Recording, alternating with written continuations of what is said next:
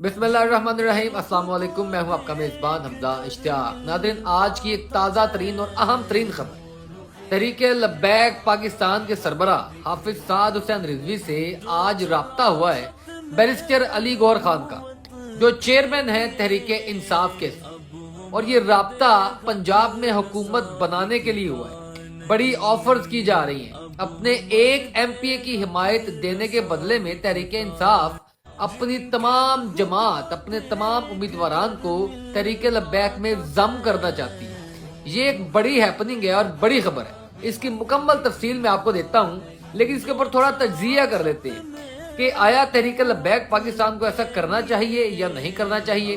तहरीके इंसाफ ऐसा क्यों कर रही है, ये एक बड़ा ही अहम तरीन सवाल है। तो इसके ऊपर तहरीके लब्बैक पाकिस्तान को जो मैंडेट मिला है वो एक नशिस्त पर मिला है। हालांकि उनकी पूरे पाकिस्तान में अच्छी खासी नशिस्तें बनाई जा सकती थीं जो कि वोटर्स की बुनियाद के ऊपर थीं। वो अलग बात है कि आरओ सिर्फ दो ही जमातों में मुकाबला देखना चाहते थे।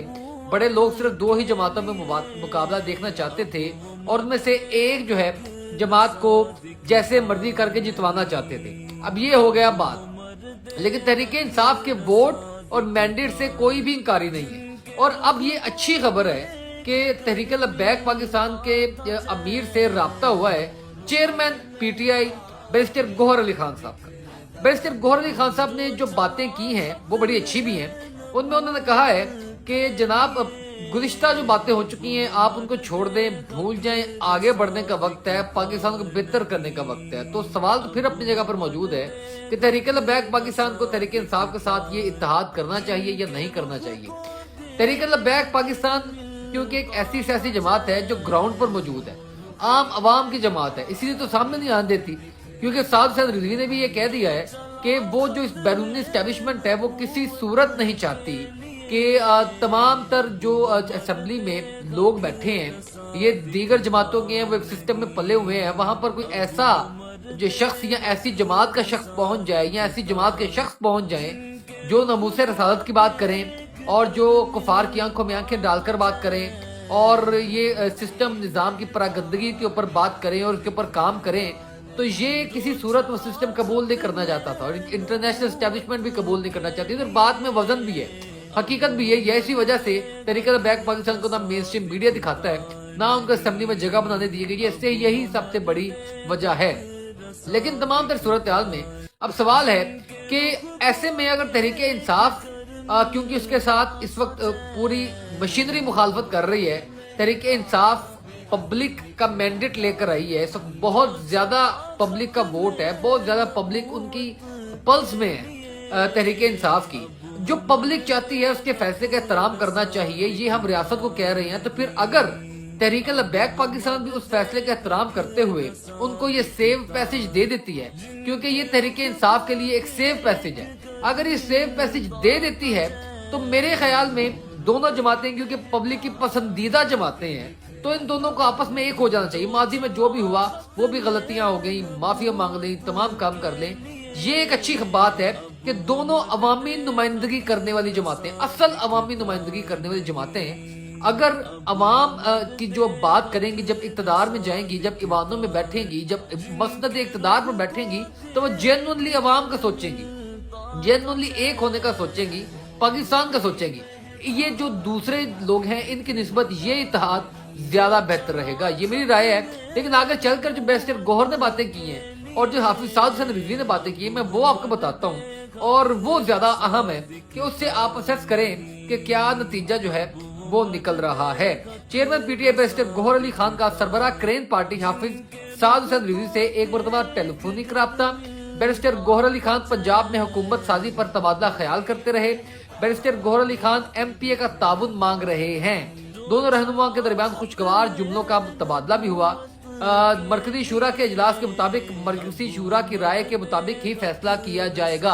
यानी हाफिज साद हुसैन रिजवी ने कहा कि जनाब हम इसके ऊपर सोच विचार करेंगे और जो हमारी मरकजी शूरा है वो उसके ऊपर बैठेगी, फिर जो है आगे फैसला किया जाएगा। पीटीआई को दावा है हम चोरों से नहीं मिलेंगे, पहले जो गलतियां हुई इस पर आपसे माजरत करते हैं।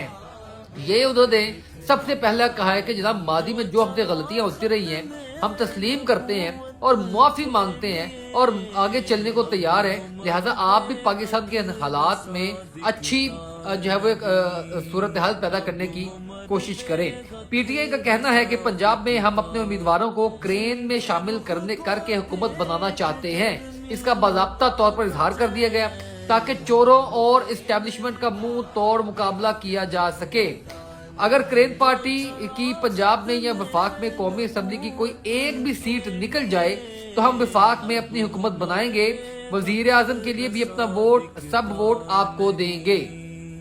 یہ انتہائی ضروری بات ہے، یعنی اتنی بڑی سیاسی جماعت کے جیتنے والے اب تحریک لبیک کے جو ہے وہ پیچھے پڑے ہیں، یا ان کے سمجھے کہ ان کے دربار میں اب سوالی بن کر کھڑے ہیں کہ آپ سیف پیسج دے دیں، ہم آپ کی باتیں مان لیں گے، اپنی گزشتہ غلطیوں کے اوپر بھی معافی مانگتے ہیں۔ تو یہ ایک بڑی ہی اچھی روش ہو سکتی ہے۔ اظہر محمود نقیبی کو وفاق میں NA47 پر برتری حاصل ہے، اور جبکہ اٹک میں NA50 پر حافظ سعد حسین رضوی کو برتری حاصل ہے۔